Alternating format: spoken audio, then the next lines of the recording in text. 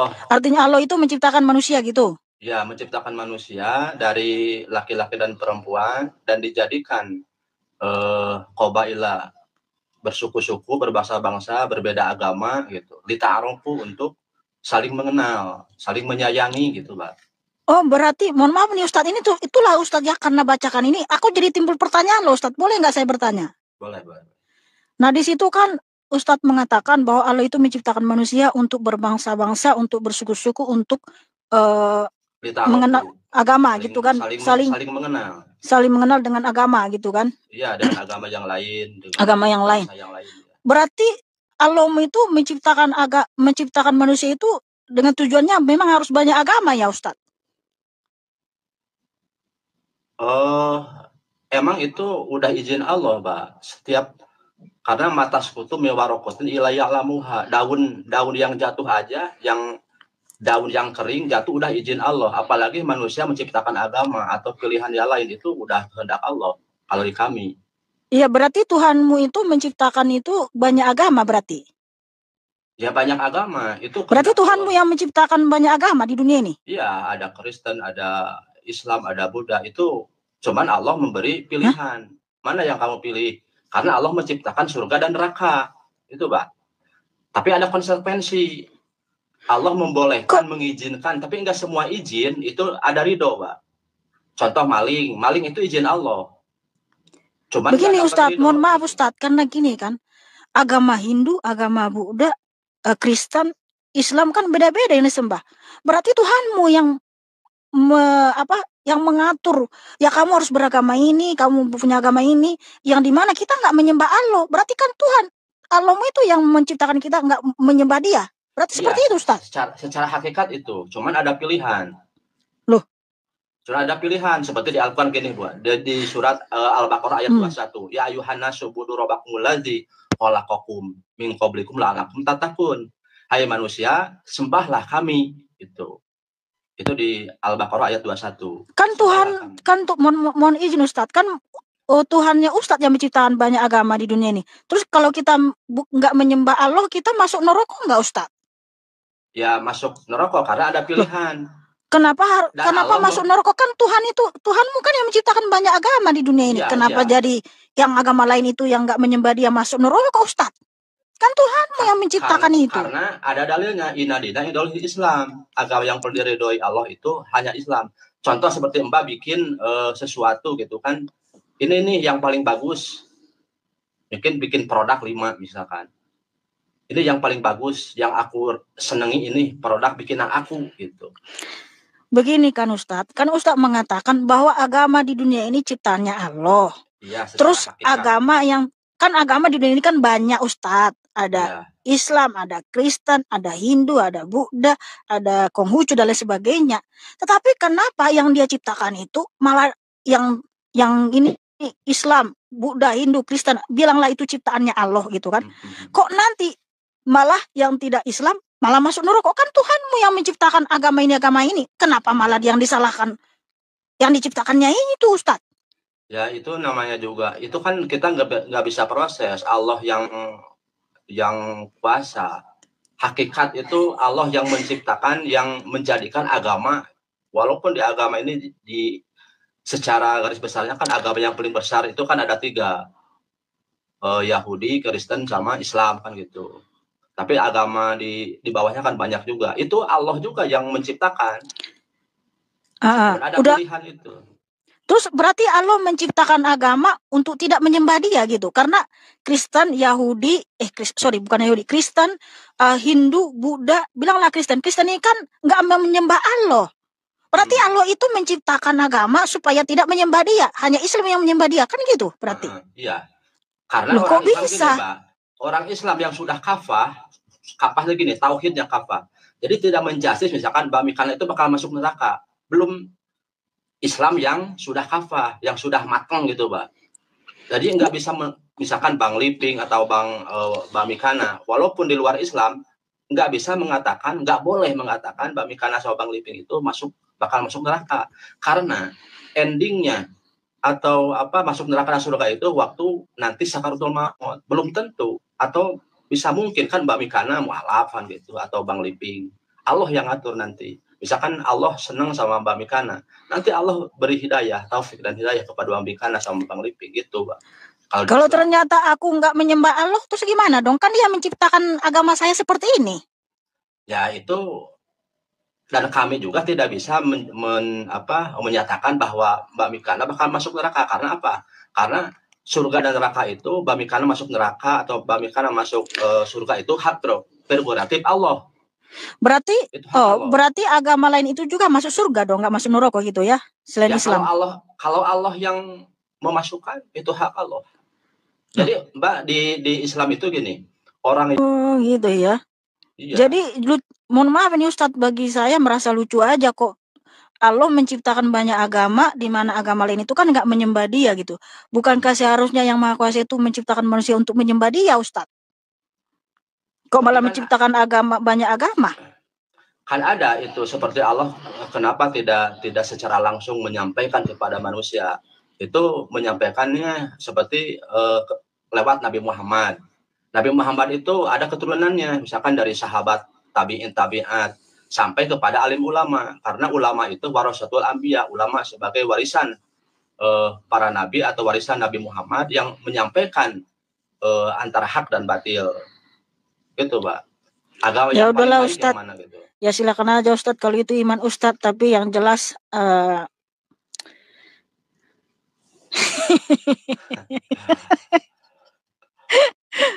Oke lah Ustadz. Tapi ada satu pertanyaan, Mbak, ya boleh? Ya silakan Ustadz. Ya. Itu ada di Yohanes 20 ayat 17.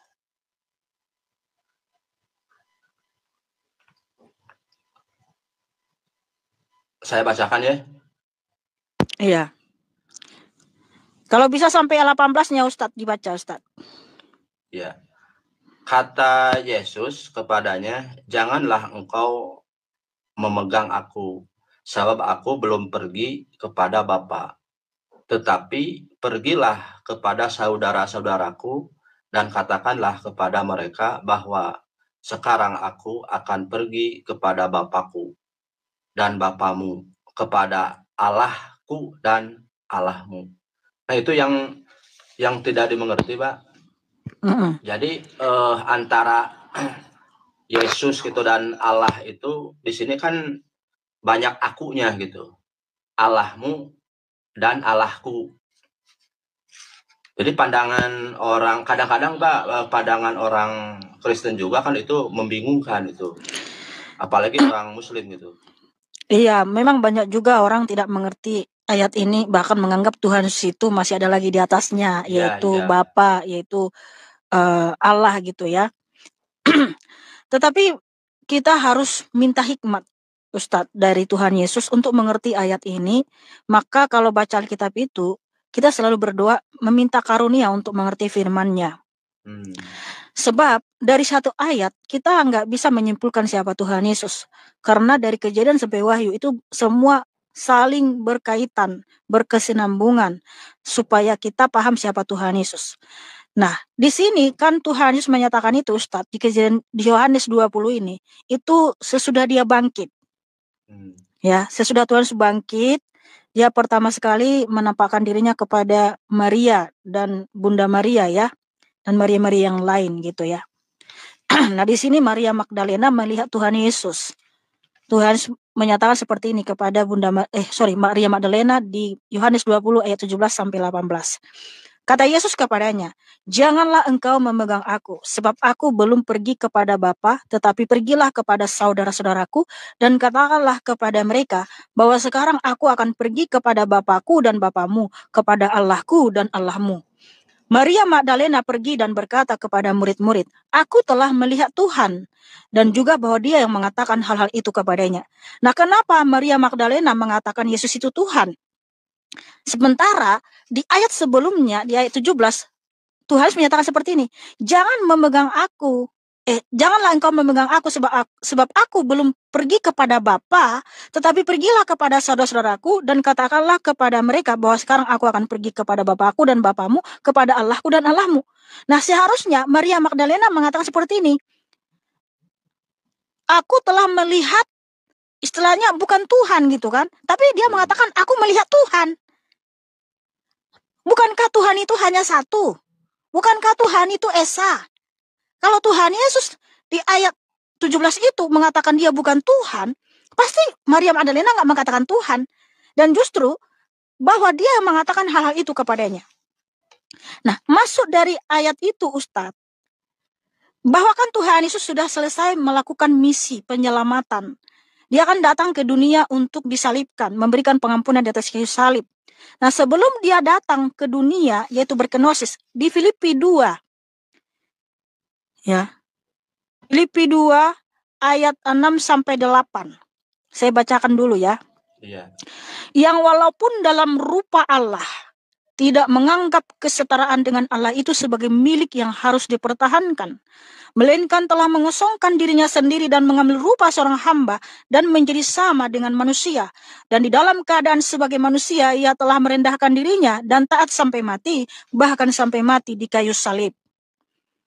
Jadi, yang wujud Allah itu Ustadz, dia datang ke dunia merendahkan dirinya, berkenosis, berinkarne. Dia adalah Allah itu sendiri Ustadz. Datang ke dunia merendahkan dirinya selama 33 tahun. Maka ketika misi penyelamatan itu sudah dilakukan Tuhan Yesus dan dia mati dan bangkit pada yang ketiga, Tuhan harus menyatakan, aku akan pergi kepada Bapa. Artinya Ustadz, dia mau kembali kepada hakikatnya yang semula itu, dia adalah Tuhan itu, Allah itu sendiri. Tadi kan dia mengosongkan dirinya sendiri ya, datang dari surga ya, menanggalkan segala kemuliaannya, jubah kebesarannya sebagai Allah yang maha tinggi itu. Dia datang berkenosis mengosongkan dirinya sendiri. Setelah selesai misi penyelamatan, dia bangkit dari kematian, dia artinya mau kembali Ustadz. Kembali kepada hakikatnya yang adalah Allah itu, Bapa itu. Karena kan Bapa itu adalah cahaya terang yang tak terhampiri. Tidak ada seorang pun yang bisa kembali ke situ selain dari Tuhan itu sendiri, Ustadz. Jadi itu maknanya Tuhan harus menyatakan dia akan kembali kepada hakikatnya yang sebagai Bapa, yaitu Elohim itu sendiri, Ustadz. Dan ayat itu diperkuat, ini satu lagi ya, diperkuat dengan Wahyu 3:12. Iya. Yang berbunyi, siapa yang menang akan kujadikan soko guru di dalam bait Allahku. Ia akan terjamin dan tidak akan keluar lagi. Aku akan menuliskan nama Allahku padanya, dan ia akan menjadi warga kota Allahku, Yerusalem baru, yang akan turun dari surga dari Allahku, dan padanya akan terukir namaku yang baru. Nah, itu juga kan nyambung sama yang tadi, Pak. Coba jelaskan. Nah, di kata terakhir, intinya di situ namaku yang baru kan. Berarti nama Tuhan Allah itu sendiri. Di Wahyu 3 ayat 12 ya. Barang siapa menang, ia akan kujadikan soko guru di bait suci Allahku, dan ia tidak akan keluar lagi dari situ, dan padanya akan kutuliskan nama Allahku, nama kota Allahku, yaitu Yerusalem baru, yang turun dari surga dari Allahku, dan namaku yang baru. Ya, namaku yang baru. Berarti itu tidak menjelaskan ada dua oknum di situ. Karena intinya itu di kata terakhir, namaku yang baru. Jadi itu adalah keilahian Tuhan Yesus itu, membicarakan keilahian Tuhan Yesus itu sendiri, Ustadz. Sebab Allah itu kan bukan nama. Allah itu kan bukan nama pribadi. Jadi itu gitu. Itu menjelaskan tentang nama keilahian Tuhan Yesus itu nanti di Yerusalem baru. Kita akan mengenal namanya di situ. Ketika anak-anaknya sudah diangkat ke Yerusalem baru, Ustadz. Kan intinya dia kata terakhir, namaku yang baru. Nah, itu yang terakhir, Pak. Itu nyambung di kitab kami. Nyambung di kitab kami di di surat Maryam ayat 31. Ya, apa di situ tertulis, Ustadz? Ini kan azab orang Islam, harus dibacakan sama Arab ya. A'udzubillahi minasyaitonirrajim. Bismillahirrahmanirrahim. Wa ja'alani mubarakan aynama kunta wa awshaini bisolati wa zakata madumtu hayyan. Artinya, dan dia Allah telah menjadikan aku, kata Nabi Isa, seorang rasul yang diberkahi di mana saja aku berada, dan dia memerintahkan kepadaku melaksanakan sholat dan menunaikan zakat. Selama aku ini kan Isa, Ustadz, apa hubungannya dengan Alkitab? Ya, cuman kan sudah di penelitian dunia. Penelitian apa? Penelitian dunia? Apa yang diteliti? Nabi Isa itu, Yesus Kristus itu Nabi Isa. Itu riset dunia, Pak. Riset dunia apa, Ustadz, yang Ustadz bawa? Sedangkan kemarin kita tanya, Nabi Isa mau lahir di mana? Ustadz nggak bisa jawab. Di mana Nabi Isa mau lahir, Ustadz? Ya, cuman kan itu klaim kitab Mbak. Kalau klaim di Al-Quran kan beda lagi. Di dalam kitabmu aja Nabi Isa lahir di bawah pohon kurma dan tidak tahu di negara mana. Tidak ditulis. Sedangkan di dalam kitab udah jelas. Makanya berdasarkan kajian Alkitab dan Al-Quran, Ustadz, Tuhan Yesus bukan Nabi Isa. Kenapa? Iya, itu kan Ustadz samakan. Klaim Mbak Mikana. Loh, coba bukan voting, sekedar klaim. Siapa voting Yesus apa? Kristus di Islam? Siapa Yesus Kristus? Kalian memang justru kalian ini kan memaksakan Tuhan Yesus itu Nabi Isa. Kemarin aja Ustadz sudah ditanya Ito Living, ketika Ustadz memaksakan Tuhan Yesus itu sama dengan Nabi Isa, konsekuensi logisnya adalah bahwa kedua kitab ini, Al-Quran dan Alkitab, ada yang menceritakan yang benar tentang Tuhan Yesus, ada yang salah. Nah, bagaimana kita bisa untuk menilainya atau mengetahui siapa yang salah dan benar? Mari kita tracing berdasarkan fakta-fakta sejarah. Dan ternyata fakta sejarah Nabi Isa, Ustadz, nggak bisa kalian sajikan, nggak ada datanya.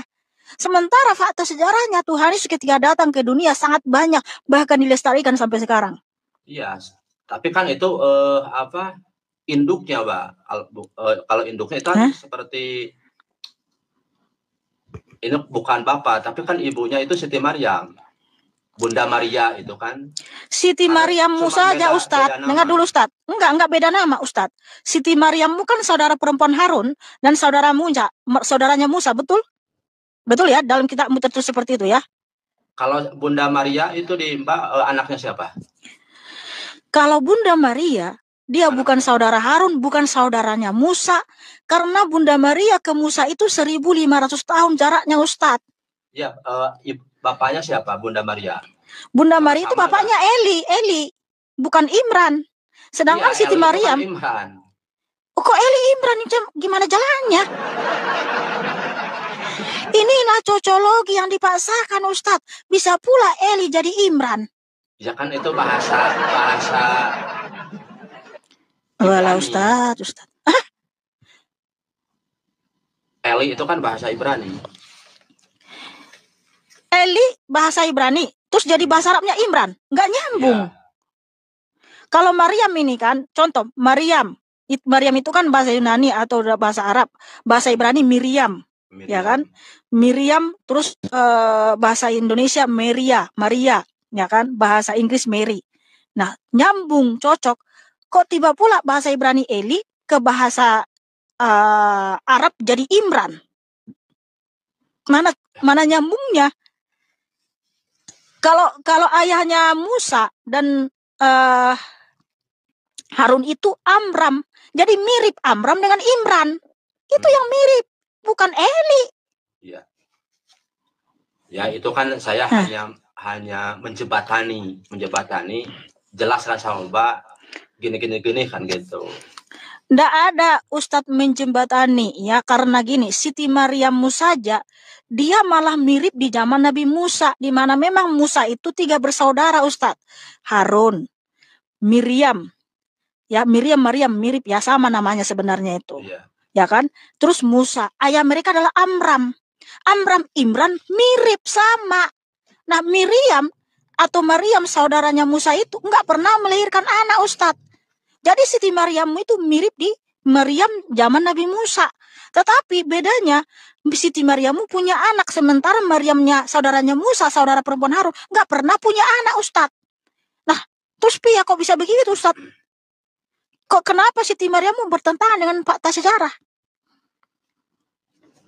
Ya itu kan di keterangan di umat Islam memang gitu, Pak. Itu udah di riset. Di riset? Iya. Di riset sama siapa? Ya penelitian gitu kan, penelitian ahli penelitian sejarah. Dari mana? Ahli sejarah. Ahli sejarah mana yang mengatakan bahwa Siti Maryam itu sama dengan Bunda Maria? Ahli sejarah mana? Kalau dari Islam ya pasti kalian selalu mengatakan itu ahli sejarah. Tapi ahli sejarah yang netral nggak akan ada Ustadz yang mengakui itu, Ustadz. Iya. Aduh. Udahlah Ustadz. Ustadz belajar lagi lah Ustadz ya. Aduh Ustadz. Makasih Bang Kanan. Ya, terima kasih Ustadz. God bless you. Toleransi, ya. Salam toleransi. Tepuk tangan buat Ustadz Ibnu ya. Tapi beneran nggak namanya Ibnu ini Ustadz sekarang? Atau buat sendiri? Buat sendiri. Oh. Biar bisa naik ke pembagian. Oh alah. Oke lah Ustadz. Terima kasih Ustadz. God bless you Ustadz.